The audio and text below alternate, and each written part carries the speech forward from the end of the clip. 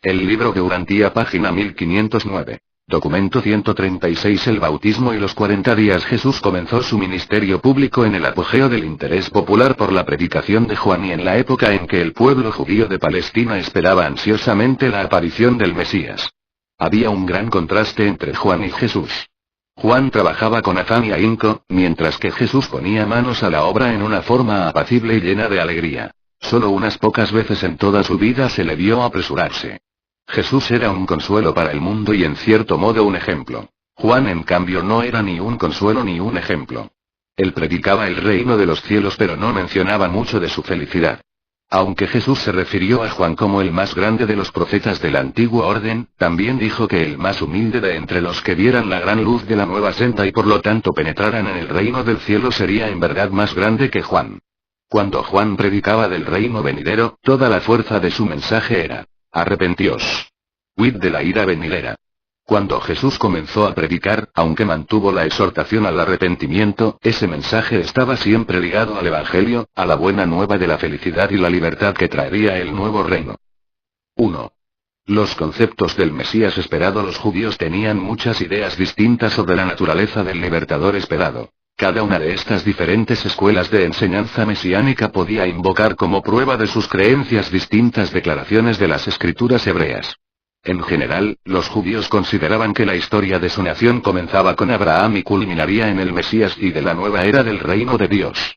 En los siglos anteriores habían concebido a este libertador como el siervo del Señor, luego como el Hijo del Hombre, mientras que últimamente algunos hasta habían llegado a referirse al Mesías como el Hijo de Dios.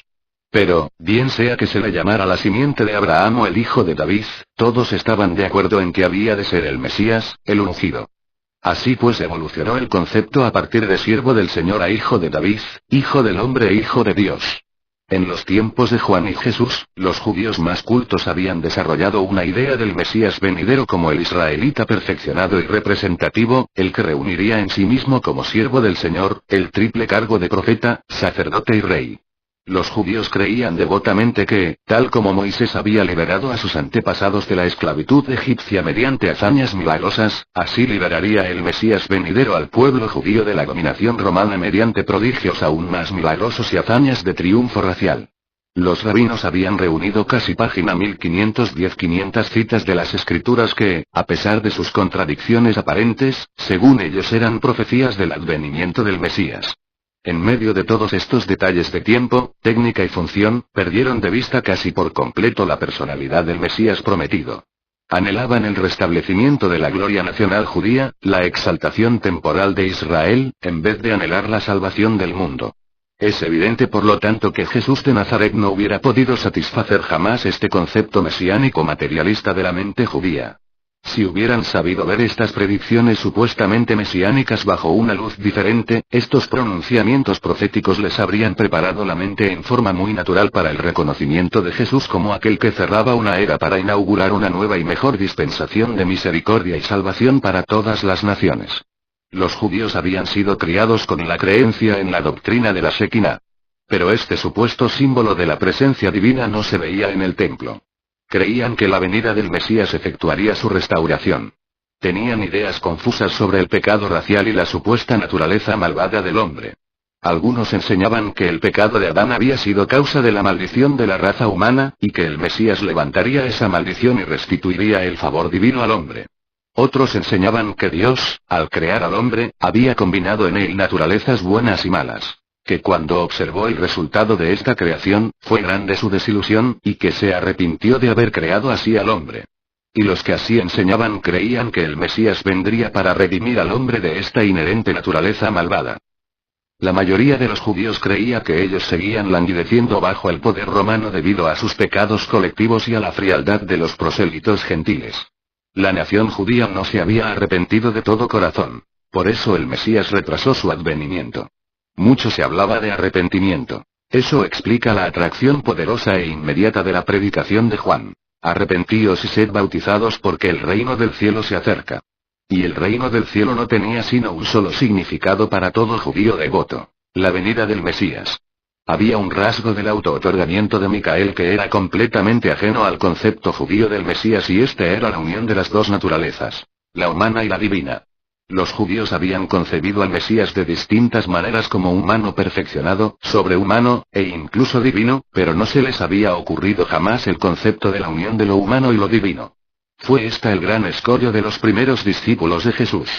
Comprendían el concepto humano del Mesías como el hijo de David, tal como había sido presentado por los antiguos profetas. Como el hijo del hombre, la idea sobrehumana de Daniel y de algunos de los profetas posteriores. E incluso como el Hijo de Dios, tal como había sido descrito por el autor del libro de Enoc y por algunos de sus contemporáneos. Pero no llegaron nunca, ni por un solo instante, a considerar el verdadero concepto de la unión en una personalidad terrenal de las dos naturalezas, la humana y la divina. La encarnación del Creador en forma de criatura no había sido revelada de antemano. Solo fue revelada en Jesús. El mundo nada sabía de tales cosas hasta que el Hijo Creador se hizo carne y habitó entre los mortales del reino. 2. El bautismo de Jesús. Jesús fue bautizado en la época del apogeo de la predicación de Juan, en el momento en que Palestina se hallaba fervorosa con la anticipación de su mensaje, el reino de Dios se acerca, en el momento en que todo el pueblo judío se estaba página 1511 dedicando a un examen de conciencia serio y solemne. El sentido judío de la solidaridad racial era muy profundo. Los judíos no solo creían que los pecados del padre podían afligir a los hijos, sino que también creían firmemente que el pecado de un individuo podía llevar a la perdición al pueblo entero. Por consiguiente, no todos los que se sometían al bautismo de Juan se consideraban culpables de los pecados específicos que Juan denunciaba. Muchas almas devotas eran bautizadas por Juan para el bien de Israel. Temían que la ignorancia por parte de ellos de algún pecado pudiera retrasar la venida del Mesías. Sentían que pertenecían a una nación culpable y maldita por el pecado, y se sometían al bautismo para manifestar de este modo los frutos del arrepentimiento de la raza. Es por lo tanto evidente que Jesús no recibió de ninguna manera el bautismo de Juan como rito de arrepentimiento, ni para la remisión de los pecados. Al aceptar el bautismo de manos de Juan, Jesús estaba simplemente siguiendo el ejemplo de muchos israelitas píos. Cuando Jesús de Nazaret bajó al Jordán para ser bautizado, era un mortal de este mundo que había alcanzado el pináculo de la ascensión evolutiva humana en todos los aspectos relacionados con la conquista de la mente y la identificación del yo con el espíritu. Estuvo de pie en el Jordán ese día, como un mortal perfeccionado de los mundos evolutivos del tiempo y del espacio. Una sincronía perfecta y una comunicación plena se habían establecido entre la mente mortal de Jesús y el ajustador espiritual residente, el don divino de su Padre en el paraíso. Un ajustador como este, reside en todos los seres normales que viven en Urantia desde la ascensión de Micael al liderazgo de su universo, excepto que el ajustador de Jesús había sido preparado previamente para esta misión especial porque había habitado de manera similar en otro sobrehumano encarnado en la semejanza de la carne mortal. Maquiventa Melquisedec. Ordinariamente, cuando un mortal llega a tales altos niveles de perfección de la personalidad, ocurren esos fenómenos preliminares de elevación espiritual que culminan finalmente en la fusión del alma madura del mortal con su ajustador divino asociado. Y aparentemente debía producirse un cambio de esta naturaleza en la experiencia de la personalidad de Jesús de Nazaret ese mismo día en que descendió al Jordán acompañado por sus dos hermanos para ser bautizado por Juan. Esta ceremonia era el acto final de su vida puramente humana en Urantia, y muchos observadores superhumanos esperaban presenciar la fusión del ajustador con la mente que habitaba, pero estaban destinados todos ellos a sufrir una desilusión. Ocurrió algo nuevo y aún más grande. Mientras Juan ponía sus manos sobre Jesús para bautizarlo, el ajustador residente se despidió para siempre del alma humana perfeccionada de Josué ben José. Pocos momentos después, esta entidad divina regresó de Divinington como un ajustador personalizado y jefe de su clase en todo el universo local de Nevadón. Así pues pudo Jesús ver a su propio ex espíritu divino descendiendo sobre él de regreso en forma personalizada. Y oyó ahora a este mismo espíritu de origen del paraíso hablar y decir: «Este es mi Hijo amado en quien tengo complacencia». Juan, y los dos hermanos de Jesús, también oyeron estas palabras. Los discípulos de Juan, que estaban a la orilla del río, no oyeron estas palabras ni vieron la aparición del ajustador personalizado. Solo los ojos de Jesús contemplaron al ajustador personalizado. Cuando así hubo hablado el ajustador personalizado, regresado y ahora exaltado, todo fue silencio. Y mientras los cuatro permanecían de pie en el agua, Jesús, volviendo la mirada hacia arriba, al ajustador que se encontraba cerca, oró de este modo: «Padre mío que reinas en el cielo, santificado sea tu nombre. Venga tu reino. que se haga tu voluntad en la tierra, así como se hace en el cielo. Cuando hubo orado, se abrieron los cielos, y el Hijo del Hombre vio la visión, presentada. Página 1512 por el ajustador ahora personalizado, de sí mismo como Hijo de Dios tal como era antes de venir a la tierra en semejanza de la carne mortal, y como volvería a ser cuando terminara su vida encarnada. Esta visión celestial fue solamente para los ojos de Jesús. Fue la voz del ajustador personalizado la que Juan y Jesús oyeron, hablando en nombre del Padre Universal, porque el ajustador es del Padre y como el Padre del paraíso. Por el resto de la vida terrenal de Jesús estuvo este ajustador personalizado asociado con él en todas sus obras. Jesús estuvo en constante comunión con este ajustador exaltado. Cuando Jesús fue bautizado no se arrepintió de error alguno. No hizo confesión alguna de pecados. Su bautismo fue su consagración al cumplimiento de la voluntad del Padre Celestial. Durante su bautismo oyó el inequívoco llamado de su Padre, el mandato final de que se ocupara de los asuntos de su Padre, y se retiró a solas durante 40 días para discurrir estos múltiples problemas. Al retirarse así por una temporada del contacto personal activo con sus asociados terrenales, Jesús, tal como era, y al estar en Urantia, estaba siguiendo el mismo procedimiento que se observa en los mundos morontiales cuando quiera que un alma ascendente se fusiona con la presencia interior del Padre Universal. Este día de bautismo llevó a su término la vida puramente humana de Jesús. El Hijo Divino ha encontrado a su Padre, el Padre Universal ha encontrado a su Hijo encarnado, y se hablan el uno al otro. Jesús tenía casi 31 años y medio cuando fue bautizado.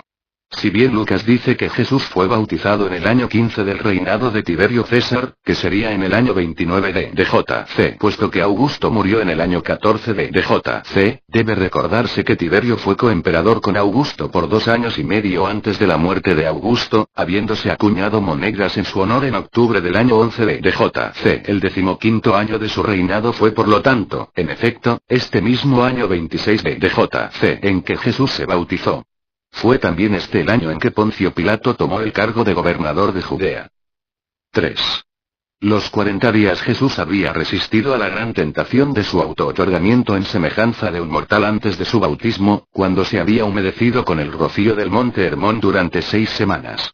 Allí en el monte Hermón, como un mortal del mundo sin ayuda alguna, se había enfrentado con el pretendiente de Urantia, Caligastia, el príncipe Atemundo, y lo había derrotado.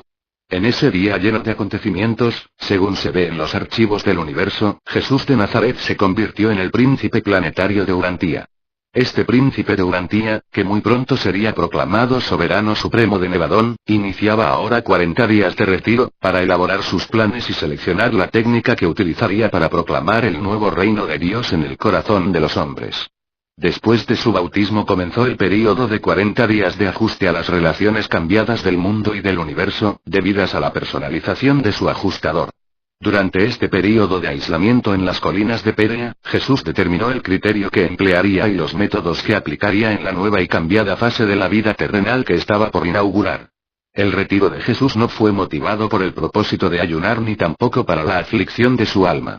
No era un asceta, y había venido para destruir para siempre esas ideas sobre cómo acercarse a Dios. Sus motivos al procurar este retiro eran página 1513 enteramente diferentes de los que habían motivado a Moisés y a Elías e incluso a Juan el Bautista. Jesús estaba entonces plenamente consciente de su relación con el universo por él creado así como también con el universo de los universos, supervisado por el Padre del Paraíso, su Padre Celestial. Ya recordaba plenamente el encargo de auto-otorgamiento y las instrucciones que le diera su hermano mayor, Emmanuel, antes de ingresar en su encarnación en Urantia. Ya comprendía clara y plenamente todas estas vastas relaciones, y deseaba encontrarse a solas, lejos de todos, durante una temporada de meditación, con el objeto de elaborar los planes y seleccionar los procedimientos para el cumplimiento de su ministerio público para beneficio de este mundo y de todos los demás mundos de su universo local. Mientras deambulaba por las colinas, en busca de un refugio apropiado, Jesús se encontró con el ejecutivo en jefe de su universo, Gabriel, el brillante estrella matutina de Nevadón. Gabriel restablecía ahora la comunicación personal con el Hijo Creador del universo. Se encontraron directamente por primera vez desde que Micael se despidiera de sus asociados en Salvington Alira Edentia con el objeto de prepararse para el comienzo de su auto-otorgamiento en Urantia. Gabriel, siguiendo las instrucciones de Emanuel y autorizado por los ancianos de los días de Ubersa, puso ante Jesús la información que indicaba que la experiencia de su auto-otorgamiento en Urantía estaba prácticamente terminada en cuanto a alcanzar la soberanía perfeccionada de su universo y la terminación de la rebelión de Lucifer. Lo primero ocurrió el día de su bautismo, cuando la personalización de su ajustador demostró la perfección y plenitud de su auto-otorgamiento en la semejanza de la carne mortal, y lo último fue el hecho histórico ese día en que descendió del monte Hermón para reunirse con el joven Tiglat que lo esperaba. Ahora recibía Jesús la noticia, proveniente de la más alta autoridad del universo local y del superuniverso, de que su obra auto-otorgadora había terminado en lo que se refería a su estado personal en relación con la soberanía y la rebelión. Ya había recibido esta garantía directamente del paraíso en su visión bautismal y en el fenómeno de la personalización de su ajustador del pensamiento residente. Mientras estaba en la montaña conversando con Gabriel, el padre de la constelación de Edentía apareció en persona ante Jesús y Gabriel y dijo: los antecedentes están completos. La soberanía de Micael 611.121 sobre su universo de Nevadón se entroniza por completo a la diestra del Padre Universal. Yo te traigo de Emanuel, tu hermano y patrocinador de tu encarnación en Urantía, la exoneración del auto-otorgamiento. Ahora o en cualquier momento subsiguiente, en la forma que tú selecciones, podrás dar por terminada la encarnación auto-otorgadora, ascender a la diestra de tu Padre, recibir tu soberanía, y tomar tu bien ganado gobierno incondicional de todo Nevadón. También doy fe de que se han completado, por autorización de los ancianos de los días, los expedientes del superuniverso, relativos a la terminación de rebeliones pecaminosas en tu universo y que se te ha otorgado autoridad plena e ilimitada para enfrentarte con todas y cada una de tales posibles sublevaciones en el futuro. Tu obra en Urantía y en la carne de la criatura mortal está formalmente terminada. De ahora en adelante, lo que hagas dependerá de tu propia elección. Cuando el Altísimo Padre de Edentía se hubo despedido, Jesús departió largo rato con Gabriel sobre el bienestar del universo y, al enviar a Emanuel saludos, reiteró su promesa de que siempre recordaría, en la obra que estaba por emprender en Urantía, los consejos recibidos en Salvington, antes del comienzo del auto-otorgamiento. Página 1514. Durante estos 40 días de aislamiento, Santiago y Juan, los hijos de Zebedeo, estaban atareados buscando a Jesús. Muchas veces estuvieron a poca distancia de su morada, pero nunca lo pudieron hallar. 4. Los planes para el ministerio público día tras día, allí en las colinas, Jesús elaboraba planes para el resto de su auto-otorgamiento en Urantía. Primero pensó Jesús que no enseñaría contemporáneamente con Juan. Decidió permanecer en relativo retiro hasta que la obra de Juan cumpliese su propósito, o bien hasta que éste fuera interrumpida en forma súbita por su encarcelación. Bien sabía Jesús que la forma temeraria e imprudente de predicar de Juan suscitaría pronto el temor y la enemistad de los gobernantes civiles. En vista de la situación precaria de Juan, Jesús se dedicó a planear definidamente su programa de esfuerzos públicos para el bien de su pueblo, del mundo y para el bien de todos los mundos habitados de su vasto universo. El auto-otorgamiento de Micael en la semejanza de un ser mortal fue en Urantía, pero para todos los mundos de Nevadón. Lo primero que hizo Jesús, después de elaborar completamente el plan general para la coordinación de su programa con el movimiento de Juan, fue repasar mentalmente las instrucciones de Emanuel. Reflexionó profundamente sobre los consejos de su hermano mayor relativos a los métodos de trabajo y la exhortación de que no dejara escritos permanentes en el planeta. De allí en adelante, Jesús nunca volvió a escribir sino sobre arena. En su visita subsiguiente a Nazaret, con gran pena de su hermano José, Jesús destruyó todos los escritos suyos que se conservaban en las tablillas del taller de carpintería y colgadas en las paredes de la vieja casa. Mucho discurrió Jesús en los consejos de Emanuel relativos a su actitud hacia el mundo en el campo económico, social y político tal como lo encontraría por esa época. Jesús no ayunó durante estos 40 días de aislamiento. El período más largo que pasó sin alimentos fue durante los primeros 2 días en las colinas, porque tan ensimismado estaba en sus pensamientos que se olvidó de comer. Pero al tercer día fue en busca de alimento. Tampoco fue él tentado en este período por espíritus malignos ni por personalidades rebeldes de este mundo o de cualquier otro mundo. Estos 40 días fueron la ocasión del diálogo final entre la mente divina y la humana, o más bien, el primer funcionamiento real de estas dos mentes que ahora formaban una sola.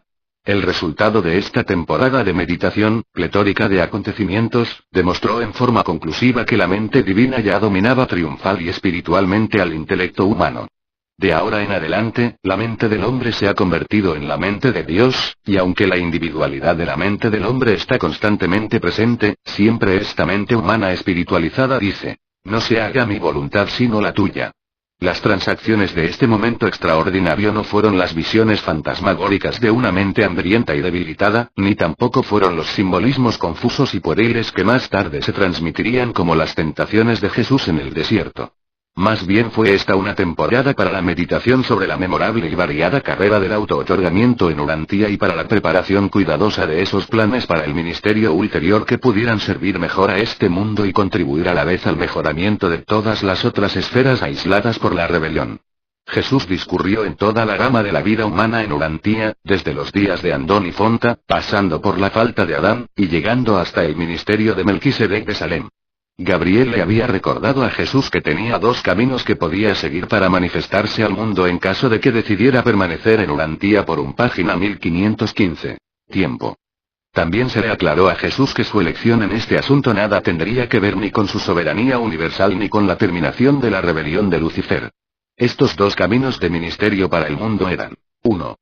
Su propia senda, la senda que pudiera parecerle más agradable y fructífera desde el punto de vista de las necesidades inmediatas de este mundo y de la edificación presente de su propio universo. 2. La senda del Padre, la ejemplificación de un ideal a largo plazo en cuanto a la vida de las criaturas, visualizada por las altas personalidades de la administración paradisíaca del universo de los universos. Así pues se le aclaró a Jesús que podía tomar dos caminos para ordenar el resto de su vida terrena. Cada uno de estos caminos tenía puntos a su favor a la luz de la situación inmediata. El Hijo del Hombre vio claramente que su elección entre estos dos modos de conducta nada tenía que ver con su recepción de la soberanía de su universo. Que ese era un asunto ya establecido y sellado en los archivos del universo de los universos y que solo esperaba su reclamación en persona. Pero se le indicó a Jesús que mucho complacería a Emmanuel, su hermano del paraíso, si Jesús juzgara conveniente completar su carrera terrenal de encarnación tan noblemente como la había comenzado, siempre sujeto a la voluntad del Padre. Al tercer día de su aislamiento Jesús se prometió a sí mismo que volvería al mundo para terminar su carrera terrenal, y que en cualquier situación que conllevara los dos caminos, siempre elegiría la voluntad del Padre. Así vivió pues el resto de su vida terrestre, siempre fiel a esa resolución. Hasta el amargo fin, invariablemente subordinó su voluntad soberana a la de su Padre Celestial. Los 40 días de soledad en el desierto montañoso no fueron un período de grandes tentaciones sino más bien el período de las grandes decisiones del Maestro. Durante estos días de solitaria comunión consigo mismo y con la presencia inmediata de su Padre, el ajustador personalizado, ya no tenía él un guardián serafín personal, tomó, una por una, las grandes decisiones que controlarían su política y conducta por el resto de su carrera terrenal.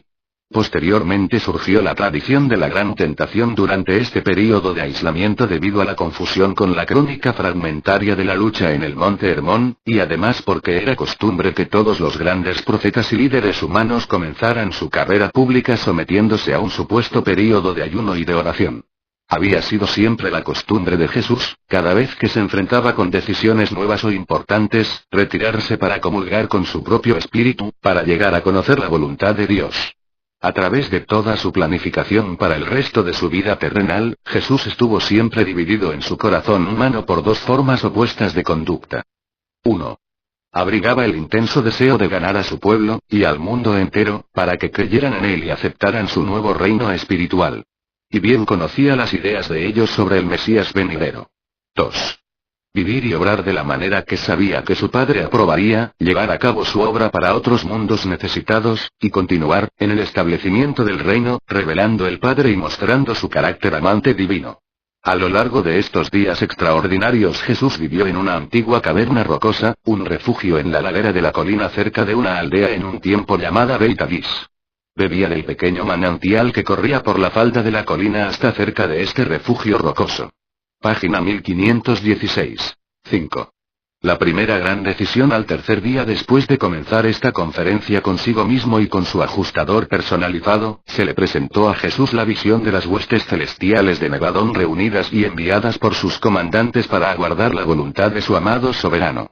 Esta hueste poderosa abarcaba a 12 legiones de serafines y un número proporcional de cada una de las órdenes de inteligencia universal. La primera gran decisión de Jesús en su retiro consistió en determinar si haría uso o no de estas personalidades poderosas en relación con el próximo programa de su obra pública en Urantía. Jesús decidió que no utilizaría ni una sola personalidad de esta vasta asamblea a menos que resultara evidente que el uso era la voluntad de su Padre. A pesar de esta decisión general, estas vastas huestes permanecieron con él por el resto de su vida terrenal, siempre listas para obedecer la menor expresión de la voluntad de su soberano. Aunque Jesús no contemplaba constantemente con sus ojos humanos a estas personalidades asistentes, su ajustador personalizado asociado las veía constantemente y podía comunicarse con ellas en todo momento.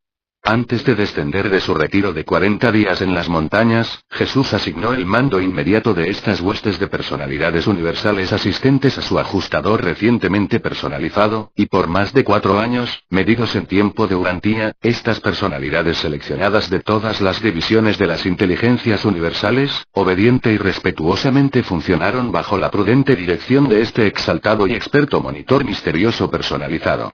Al asumir el mando de esta poderosa asamblea, el ajustador, siendo a la vez parte y esencia del Padre del Paraíso, aseguró a Jesús que estas agencias sobrehumanas no serían permitidas servirle, manifestarse, o actuar en favor de su carrera terrenal, a menos que ocurriese que dicha intervención fuera la voluntad del Padre. Así pues, en virtud de una gran decisión, se privó Jesús voluntariamente de toda cooperación sobrehumana en todos los asuntos que tuvieran que ver con el resto de su carrera mortal, a menos que el Padre eligiese independientemente participar en un determinado acto o episodio de la obra terrenal del Hijo. Al aceptar el mando de las huestes universales que servían a Cristo Micael, el ajustador personalizado insistió en señalar a Jesús que, si bien sería posible limitar en el espacio las actividades de esa asamblea de criaturas universales mediante la autoridad delegada de su Creador, tales limitaciones no se aplicaban en relación con su función en el tiempo. Esta limitación se debía al hecho de que los ajustadores, una vez que han sido personalizados, son seres sin tiempo. Por consiguiente se le advirtió a Jesús que, aunque el control del ajustador sobre las inteligencias vivas colocadas bajo su mando sería completo y perfecto en todos los asuntos relacionados con el espacio, no podrían imponerse tales limitaciones perfectas en los asuntos relacionados con el tiempo. Dijo el ajustador. Impediré, tal como tú me lo has ordenado, la intervención de estas huestes de inteligencias universales servidoras en todo aspecto que se relacione con tu carrera terrenal, excepto en aquellos casos en los que el Padre del Paraíso me instruya que exima a tales agencias de la prohibición a fin de que se cumpla su voluntad divina a la que tú has elegido someterte, y en aquellos casos en los que tú puedas emprender una elección o acción de tu voluntad divina humana que tan solo implique desviaciones del orden terrestre natural relacionadas con el tiempo. En todos los eventos de esta índole, soy impotente, y tus criaturas aquí reunidas en perfección y unidad de poder son del mismo modo impotentes.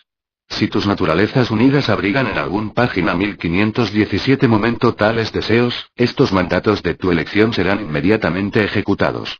Tu deseo en todos esos asuntos constituirá la condensación del tiempo, y la cosa proyectada es existente. Bajo mi autoridad esto constituye la limitación más plena posible que pueda imponerse a tu soberanía potencial. En mi autoconciencia, el tiempo es no existente, por lo tanto no puedo limitar a tus criaturas en ningún asunto relacionado con el tiempo. Así llegó Jesús a enterarse de cómo se manifestaría su decisión de seguir viviendo como hombre entre los hombres. En virtud de una única decisión había él excluido a todas sus huestes asistentes universales de variadas inteligencias de la participación en su próximo ministerio público, excepto en asuntos relacionados exclusivamente con el tiempo. Se hace pues evidente que todo posible acompañamiento sobrenatural o supuestamente sobrehumano del ministerio de Jesús pertenecería exclusivamente a la eliminación del tiempo, a menos que el Padre Celestial dictaminara específicamente lo contrario.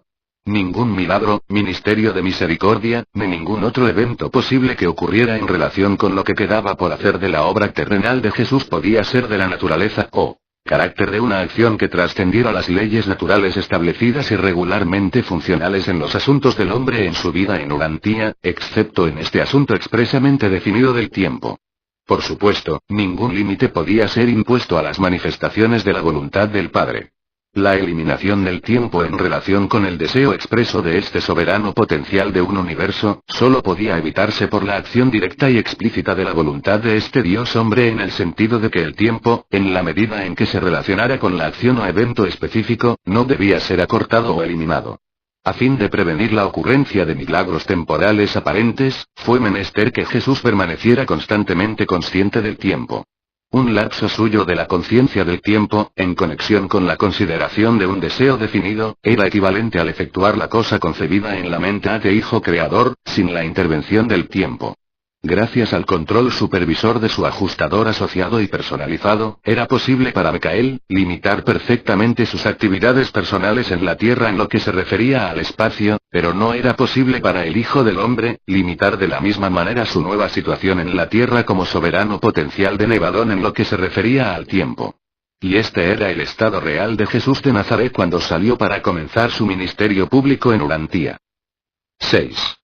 La segunda decisión, habiendo aclarado su línea de conducta en relación con todas las personalidades de todas las clases de las inteligencias por él creadas, hasta donde se la pudiera determinar en vista del potencial inherente a su nuevo estado de divinidad, Jesús dirigió sus pensamientos sobre sí mismo. ¿Qué podía él, ahora plenamente consciente de que era el creador de todas las cosas y de todos los seres existentes de este universo, hacer con estas prerrogativas creadoras en las situaciones recurrentes de la vida con que se enfrentaría inmediatamente al regresar a Galilea para reanudar su obra entre los hombres? En efecto, ya, allí mismo donde se hallaba en estas colinas solitarias, se le había presentado a la fuerza este problema en cuanto a conseguir comida. Al tercer día de sus meditaciones solitarias, el cuerpo humano sintió hambre. ¿Debía acaso ir en busca de alimento como cualquier común mortal, o bien ejercer simplemente sus poderes normales creadores, y producir allí donde se encontraba alimento apropiado para nutrir su cuerpo? Esta gran decisión del maestro os ha sido descrita como una tentación, como un reto de supuestos enemigos, desafiándolo a que mandara que estas piedras se convirtieran en panes. Página 1518. Así pues estableció Jesús otra línea de conducta uniforme para el resto de su obra terrenal. En lo que se referiría a sus necesidades personales, y en general, aun en sus relaciones con otras personalidades, eligió deliberadamente, en ese momento, seguir la senda de la existencia terrenal normal. Se decidió firmemente en contra de una línea de conducta que trascendiera, violara, o alterara las leyes naturales por él establecidas. Pero no podía prometerse a sí mismo, tal como ya le había advertido su ajustador personalizado, que estas leyes naturales no pudieran, bajo ciertas circunstancias concebibles, resultar considerablemente aceleradas. En principio, Jesús decidió que la obra de su vida se organizaría y procedería en conformidad con la ley natural y en armonía con la organización social existente. El maestro eligió por ende un programa de vida que equivalía a una decisión en contra de milagros y prodigios. Una vez más se pronunció a favor de la voluntad del Padre. Una vez más puso todas las cosas en las manos de su Padre del Paraíso. La naturaleza humana de Jesús dictaminaba que el primer deber era la autopreservación. Esa es la actitud normal del hombre natural en los mundos del tiempo y del espacio, y es, por consiguiente, una reacción legítima de un mortal de Urantía. Pero las preocupaciones de Jesús no se limitaban tan solo a este mundo y sus criaturas. Estaba viviendo una vida destinada a la instrucción e inspiración de las muchas criaturas de un vastísimo universo. Antes de su esclarecimiento bautismal había vivido en perfecta sumisión a la voluntad y orientación de su Padre Celestial. Enfáticamente decidió continuar en esa misma implícita dependencia mortal de la voluntad del Padre. Se propuso seguir un curso no natural, decidió que no procuraría la autopreservación. Eligió continuar con su línea de conducta según la cual se negaba a defenderse. Expresó sus conclusiones en las palabras de las Escrituras conocidas a su mente humana. No solo de pan vivirá el hombre, mas de toda palabra que sale de la boca de Dios. Al llegar a esta conclusión sobre el apetito de la naturaleza física tal como se expresa en el hambre de alimento, el Hijo del Hombre hacía su declaración final sobre todos los demás instintos de la carne y los impulsos naturales de la naturaleza humana. Tal vez podría usar su poder sobrehumano para ayudar a otros, pero para sí mismo, nunca. Y se mantuvo fiel a esta línea de conducta por siempre y hasta el fin, cuando de él se dijo con sarcasmo: a otros salvó, a sí mismo no puede salvarse, porque no lo quiso. Los judíos esperaban a un Mesías que hiciera aún mayores maravillas que Moisés, de quien se decía que había hecho manar agua de la roca en el desierto y que también había alimentado con maná a sus antepasados en el desierto. Jesús conocía la clase de Mesías que esperaban sus compatriotas, y tenía todos los poderes y prerrogativas para equipararse con sus más ardientes esperanzas, pero decidió en contra de tan magnífico programa de poder y gloria. Jesús consideraba semejante curso de acciones milagrosas esperadas como un retroceso a los tiempos antiguos de magia ignorante y a las prácticas depravadas de los hechiceros salvajes. Quizás, para la salvación de sus criaturas, se aviniera a acelerar la ley natural, pero transgredir sus propias leyes, ya fuese para su propio beneficio o para deslumbrar a sus semejantes, eso no lo haría. Y la decisión del Maestro fue final. Jesús se condolía de su pueblo. Entendía plenamente cómo habían sido conducidos a esperar al Mesías venidero, cuando la tierra producirá 10.000 veces más frutos, y una vid tendrá 1000 pámpanos, y cada pámpano producirá 1000 racimos, y cada racimo producirá 1000 uvas, y cada uva producirá un barril de vino. Los judíos creían que el Mesías inauguraría una era de milagrosa abundancia. Durante mucho tiempo se nutrieron los hebreos de tradiciones de milagros y leyendas de prodigios. Página 1519. No era él un Mesías que venía para multiplicar el pan y el vino. No venía para ministrar tan solo las necesidades temporales. Venía para revelar su Padre Celestial a sus hijos terrenales, mientras trataba de conducir a estos hijos para que con él hicieran el esfuerzo sincero de vivir haciendo la voluntad del Padre Celestial. Con esta decisión, Jesús de Nazaret demostraba para un universo espectador, cuán tonto y pecaminoso es prostituir los talentos divinos y la capacidad dada por Dios para el engrandecimiento personal o para beneficio y gloria puramente egoístas. Había sido ese el pecado de Lucifer y Caligasti. Esta gran decisión de Jesús ilustra dramáticamente la verdad de que la satisfacción egoísta y la gratificación sensual, de por sí solas, no pueden dar la felicidad a los seres humanos evolutivos. Hay valores más elevados en la existencia mortal, maestría intelectual y avance espiritual, que trascienden de lejos la gratificación necesaria de los apetitos e impulsos puramente físicos del hombre. Las dotes naturales de talento y habilidad del hombre deberían aplicarse principalmente al desarrollo y ennoblecimiento de sus más elevados poderes de mente y espíritu. Jesús revelaba así a las criaturas de su universo la técnica de un camino nuevo y mejor, los valores morales más elevados del vivir y las satisfacciones espirituales más profundas de la existencia humana evolucionaria en los mundos del espacio. 7. La tercera decisión. Habiendo tomado pues sus decisiones sobre los asuntos relacionados con el alimento y la administración física de las necesidades de su cuerpo material, el cuidado de su salud y de la salud de sus asociados, aún quedaban otros problemas por resolver. ¿Cuál sería su actitud al enfrentarse con situaciones de peligro personal? Decidió ejercer una vigilancia normal sobre su seguridad humana y tomar precauciones razonables para prevenir el fin prematuro de su carrera en la carne, pero decidió que se abstendría de toda intervención sobrehumana cuando sobreviniera la crisis de su vida en la carne.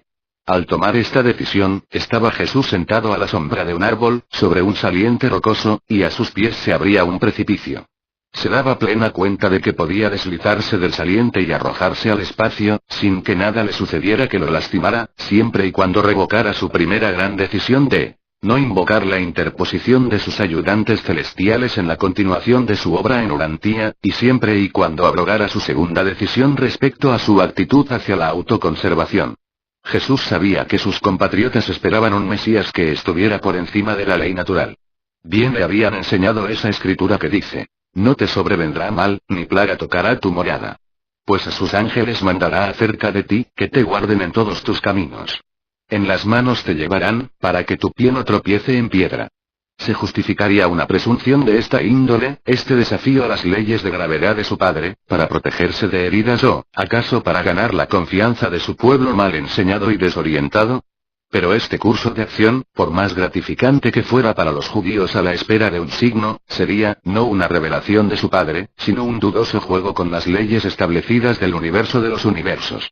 Si entendéis todo esto y sabéis que el Maestro se negó a desafiar las leyes de la naturaleza por él establecidas en cuanto a lo que se refiriera a su conducta personal, sabéis con certidumbre que él nunca caminó sobre las aguas ni hizo ninguna otra cosa que constituyera un insulto a su orden material de administrar el mundo.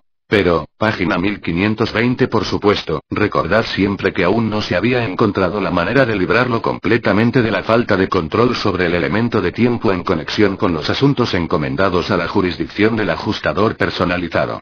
Durante toda su vida terrenal Jesús fue constantemente fiel a esta decisión. Aunque los fariseos lo provocaron pidiéndole un signo, o aunque los espectadores en el Calvario le desafiaron a que descendiera de la cruz, se adhirió firmemente a la decisión que en esa hora tomó en la montaña. 8. La cuarta decisión, el gran problema siguiente con que hubo de luchar este Dios hombre y que decidió en definitiva de acuerdo con la voluntad del Padre Celestial, consistía en si debía o no emplear alguno de sus poderes sobrehumanos para atraer la atención y ganar la adhesión de sus semejantes. ¿Debía él, en algún grado o manera, prestar sus poderes universales para la gratificación del ansia de los judíos por lo espectacular y lo maravilloso? Decidió que no. Se decidió por una línea de conducta que eliminaba todas esas prácticas como método de llevar su misión a la atención de los hombres. Cumplió constantemente con esta gran decisión.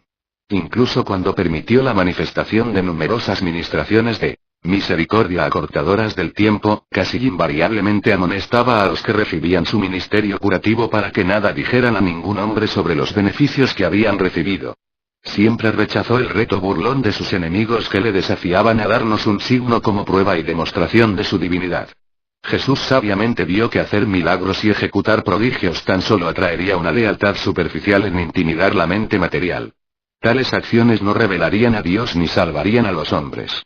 Se negó a ser simplemente un hacedor de milagros. Resolvió que se ocuparía de una sola tarea: el establecimiento del reino del cielo. Durante todo este diálogo monumental de Jesús consigo mismo, siempre estaba presente el elemento humano que preguntaba y casi dudaba, porque Jesús era hombre a la vez que Dios. Era evidente que nunca sería recibido por los judíos como el Mesías si no hacía prodigios. Además, si consentía en hacer tan solo una cosa no natural, la mente humana sabría con certidumbre que estaba sometida a una mente verdaderamente divina. ¿Estaba de acuerdo con la voluntad del Padre que la mente divina hiciera esa concesión a la naturaleza incrédula de la mente humana? Jesús decidió que no, y citó la presencia del ajustador personalizado como prueba suficiente de la divinidad asociada con la humanidad. Jesús había viajado mucho. Recordaba Roma, Alejandría y Damasco. Conocía las maneras del mundo, sabía cómo obtenían sus propósitos los hombres en la política y en el comercio por medio de compromisos y diplomacia. ¿Utilizaría él este conocimiento en la realización de su misión en la tierra? No. También decidió contra todo compromiso con la sabiduría del mundo y la influencia de las riquezas en el establecimiento del reino. Nuevamente, eligió depender exclusivamente de la voluntad del Padre. Jesús tenía plena conciencia de los atajos que se abrían para una personalidad con sus poderes. Conocía muchas maneras de atraer inmediatamente la atención. Página 1521 de La Nación y del mundo entero sobre su persona.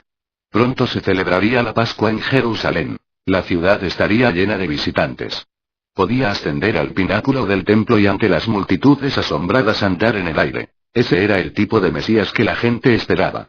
Pero después los desilusionaría puesto que no había venido para volver a establecer el trono de David.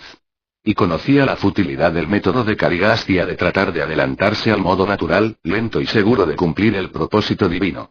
Nuevamente se sometió el Hijo del Hombre obedientemente a los procedimientos del Padre, a la voluntad del Padre.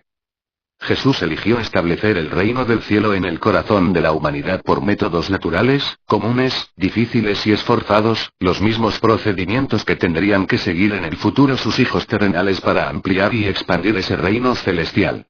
Porque bien sabía el Hijo del Hombre que sería a través de muchas tribulaciones que muchos de los hijos de todas las edades entrarían en el reino.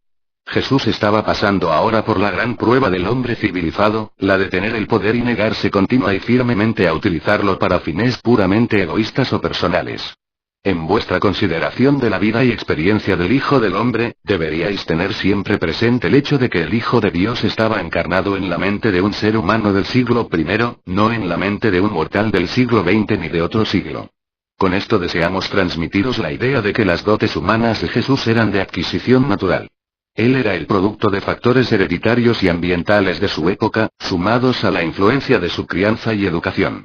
Su humanidad era genuina, natural, plenamente derivada y nutrida por los antecedentes de la condición intelectual real y de las condiciones económicas y sociales de ese día y de esa generación.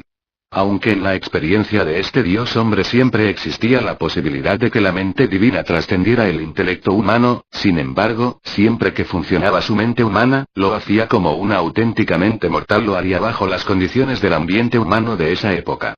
Jesús ilustró para todos los mundos de su vasto universo la tontería de crear situaciones artificiales con el propósito de exhibir una autoridad arbitraria o de permitirse un poder excepcional para perfeccionar los valores morales o acelerar el progreso espiritual. Jesús decidió que no prestaría su misión en la tierra a una repetición de la desilusión del reinado de los macabeos. Se negó a prostituir sus atributos divinos para adquirir una popularidad no merecida o para ganar prestigio político. No consentiría a la transmutación de la energía divina y creadora en poder nacional o en prestigio internacional. Jesús de Nazaret se negó a hacer compromisos con el mal, mucho menos a asociarse con el pecado. El Maestro colocó triunfalmente la fidelidad a la voluntad de su Padre por encima de toda otra consideración terrena y temporal. 9. La quinta decisión, habiendo establecido el criterio sobre lo que se refería a sus relaciones individuales con la ley natural y con el poder espiritual, dirigió su atención a la elección de los métodos que emplearía para proclamar y establecer el reino de Dios. Juan ya había comenzado este trabajo. ¿Cómo podría continuar el mensaje? ¿Cómo podría él seguir con la misión de Juan? ¿Cómo debería organizar a sus seguidores para que el esfuerzo resultara eficaz y la cooperación inteligente? Jesús ya estaba llegando a la decisión final que le prohibiría seguir considerándose el Mesías judío, por lo menos el Mesías tal como lo concebía la mente común de esa época. Página 1522. Los judíos imaginaban un libertador que llegaría investido de poder milagroso para derribar a los enemigos de Israel y establecer a los judíos como gobernantes del mundo, libres de necesidades y opresión. Jesús sabía que esta esperanza no se materializaría jamás. Sabía que el reino del cielo tenía que ver con el derrocamiento del mal en el corazón de los hombres, y que era un asunto de interés puramente espiritual. Reflexionó sobre la conveniencia de inaugurar el reino espiritual con un despliegue brillante y estremecedor de poder, cosa que era permisible y que estaba totalmente dentro de la jurisdicción de Micael, pero decidió en contra de dicho plan. No quería comprometerse con las técnicas revolucionarias de Caligastia. En potencia ya había ganado el mundo sometiéndose a la voluntad de su Padre, y se proponía terminar su obra como la había empezado, como el Hijo del Hombre. Es casi imposible para vosotros imaginar qué habría sucedido en Urantia si este Dios hombre, ahora en posesión potencial de todo el poder del cielo y de la tierra, hubiera decidido desplegar el estandarte de la soberanía, e invocar en formación militar a sus batallones de hacedores de maravillas. Pero no se avenía a tal cosa. No estaba dispuesto a ponerse al servicio del mal para que, según este suponer, triunfara el culto de Dios. Acataba tan solo la voluntad del Padre. Proclamaría a todo un universo espectador: adoraréis al Señor vuestro Dios y a Él solo serviréis. A medida que pasaban los días, Jesús percibía con claridad cada vez mayor qué clase de revelador de la verdad sería Él. Discernía que el camino de Dios no iba a ser el camino fácil. Comenzaba a darse cuenta que posiblemente el resto de su experiencia humana sería un amargo cáliz, pero igual bebería de él. Aún su mente humana se está despidiendo del trono de David. Paso a paso esta mente humana sigue la senda de lo divino. La mente humana aún hace preguntas, pero infaliblemente acepta las respuestas divinas como dictámenes finales en esta vida conjunta de vivir como un hombre en el mundo, mientras todo el tiempo someterse incondicionalmente a hacer la voluntad eterna y divina del Padre. Roma era el ama del mundo occidental. El Hijo del Hombre, ahora en su aislamiento, elaborando estas decisiones importantísimas, con las huestes del cielo a su disposición, representaba la última oportunidad del pueblo judío para ganar señorío mundial. Pero este judío que había nacido en la tierra, dotado de tan extraordinaria sabiduría y poder, se negó a usar sus dotes universales tanto para su propio engrandecimiento como para la entronización de su pueblo. Él veía, por decirlo así, los reinos de este mundo y poseía el poder para apoderarse de ellos. Los altísimos de Edentía le habían entregado estos poderes en las manos, pero no los quería. Los reinos de la tierra eran cosas mezquinas, indignas del interés del creador y gobernante de un universo. Uno solo era su propósito: la ulterior revelación de Dios al hombre, el establecimiento del reino, la soberanía del Padre Celestial en el corazón de la humanidad. La idea de batalla, contienda y matanza repugnaba a Jesús. Nada de eso quería él. Aparecería en la tierra como el príncipe de paz para revelar al Dios del amor. Antes de su bautismo, había rechazado nuevamente una oferta de los celotes para encabezar su rebelión contra los opresores romanos. Ahora pues tomaba su decisión final sobre las escrituras que su madre le había enseñado, que decían entre otras cosas: el Señor me ha dicho: mi hijo eres tú, yo te engendré hoy. Pídeme, y te daré por herencia a los paganos y como posesión tuya las partes más remotas de la tierra. Los quebrantarás con una vara de hierro. Como vasija de alfarero los despedazarás. Jesús de Nazaret llegó a la conclusión de que tales pronunciamientos no se referían a él. Por último y finalmente la mente humana del Hijo del Hombre se despojó de todas estas dificultades y contradicciones mesiánicas, las Escrituras página 1523 hebreas, las enseñanzas paternas y las del Chazán, las expectativas de los judíos y los ambiciosos anhelos humanos. De una vez por todas decidió su curso de acción. Regresaría de Galilea y comenzaría calladamente la proclamación del reino, confiando en su Padre, el ajustador personalizado, para todos los detalles de procedimiento día a día. Con estas decisiones estableció Jesús un digno ejemplo para todos los seres de todos los mundos de un vasto universo, al negarse a aplicar pruebas materiales a la verificación de los problemas espirituales, al negarse al desafío presuntuoso de las leyes naturales. Y dio un ejemplo inspirador de lealtad universal y de nobleza moral al negarse a tomar el poder temporal como preludio de la gloria espiritual. Si el Hijo del Hombre abrigaba alguna duda respecto de su misión y de la naturaleza de esta al ascender la montaña después de su bautismo, ya no le cabía duda alguna al descender al seno de sus semejantes después de los 40 días de aislamiento y de decisiones. Jesús ha elaborado un programa para el establecimiento del reino del Padre. No habrá de dedicarse a la gratificación física de la gente. No distribuirá pan a las multitudes como viera hacer tan recientemente en Roma. No atraerá la atención haciendo prodigios, a pesar de que los judíos esperan a un libertador de precisamente esta índole. Tampoco intentará ganar la aceptación de un mensaje espiritual mediante una exhibición de autoridad política o de poder temporal.